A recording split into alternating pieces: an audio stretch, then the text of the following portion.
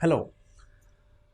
हम लोग अक्सर बातें करते हैं और लोग मुझसे अक्सर ये बात ने क्वेश्चन करते हैं कि डॉक्टर साहब ये मेरे बच्चे का शुगर कभी एकदम ज़्यादा हो जाता है, कभी एकदम कम हो जाता है, ऐसा स्टेबल नहीं रहता है। कुछ कुछ कभी कभी ऐसे भी लोग आते हैं जो बहुत ज़्यादा ऐसे काइंड ऑफ पैशनेट रहते हैं कि मेरा बच्चे का शुगर हमेशा तो 150 ही रहता था, आज 160 क्यों हो गया, 120 क्यों हो गया, या आपका HbA1c यदि हमेशा 6.5 और 7 रहता है तो इस बार एकदम से 7.5 कैसे हो गया। तो यह जो प्रश्न है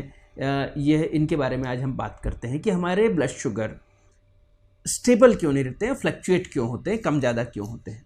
तो ये ध्यान रखें कि आप मशीन नहीं हैं। हम लोग मशीन नहीं है कि अपने स्विच ऑफ किया तो लाइट बंद हो गया, स्विच ऑन किया तो लाइट चालू हो गया, ऐसा नहीं है। हमारी बॉडी एक डायनामिक, हमारे पूरे बॉडी में एक सिस्टम होता है, इसलिए हमारे शुगर कम ज़्यादा होते रहते हैं अलग अलग कारणों से। चाहे वो खाने का पैटर्न हो, यदि आपका किसी दिन खाना कम हो गया तो लो शुगर कम हो जाएगा, किसी ने ज़्यादा गलती से खा लिया तो ज़्यादा हो जाएगा। यदि ज़्यादा एक्टिविटी, आपने बहुत ज़्यादा एक्टिविटी कर ली तो उसमें कैलोरी बर्न हो गई, आपने बहुत ज़्यादा बच्चा खेल के आ गया तो वहाँ कैलोरी बर्न हो गई और उससे कम हो गया। किसी दिन उसने जो रेगुलर एक्सरसाइज करता था कि डॉक्टर साहब मेरा बच्चा रोज़ टेबल टेनिस खेलता है, रोज़ बैडमिंटन खेलता है, पर अभी एग्ज़ाम के कारण पिछले 15 दिन से वो उसका गेम बंद हो गया, स्पोर्ट्स बंद हो गए, उसके कारण भी आपका शुगर बढ़ सकता है। तनावग्रस्त व्यायाम, जब हम एग्ज़ाम की बात करते हैं तो आप किसी भी प्रकार का तनाव हो, चाहे वो एग्ज़ाम का तनाव हो, चाहे वो कोरोना का तनाव हो, चाहे वो फैमिली का तनाव हो, कोई भी तनाव रहा तो उसमें भी बढ़ सकता है। तो यदि आपने एक्सरसाइज ज़्यादा कर दी, कम कर दी, खाना कम कर दिया, ज़्यादा कर दिया, कोई बीच में कोई तकलीफ़ हो गई, बुखार आ गया, आपका खाना कम हो गया, उसमें भी आपका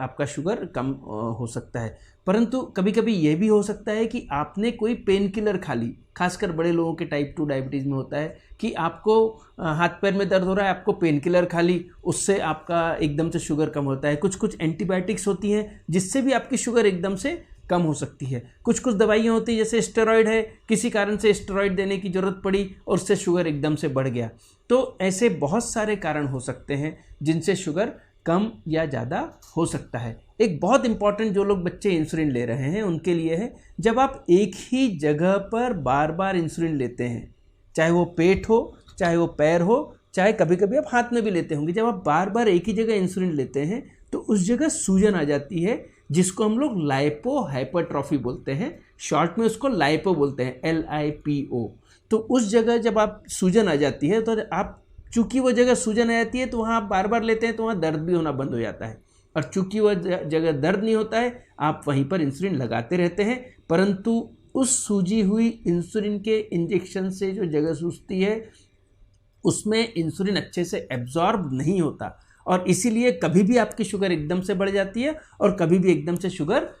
कम हो जाती है। तो यदि आप इंसुलिन पर हैं, टाइप 1 डायबिटीज़ तो इंसुलिन पर रहेंगे ही, पर बाकी लोग भी, जो लोग इंसुलिन पर हैं और कई दिनों से आप इंसुलिन ले रहे हैं, तो आप बार बार उस जगह पर इंसुलिन लेना अच्छा नहीं है, उसको रोटेट करना चाहिए। वो हम टेक्नोलॉजी में फिर से आपको बताएंगे इंसुलिन टेक्निक में, परंतु फिलहाल मैसेज कि आपको यदि इंसुलिन ले रहे हैं तो उस जगह को अच्छे से देखो, और यदि वहाँ सूजन है तो अपने डॉक्टर से मिलिए कि कहीं वो लाइपो तो नहीं है और उसके कारण भी शुगर कम ज़्यादा हो सकती है। तो हमने कुछ कारणों की बात करी आज कि शुगर कम क्यों होती है, ज़्यादा क्यों होती है, और उसमें कौन से प्रिकॉशन लेना चाहिए। फिर से हम मिलते हैं हेलो डायबिटीज़ की इस अवेयरनेस कैंपेन में, जागरूकता अभियान में कुछ समय बाद। Thank you very much.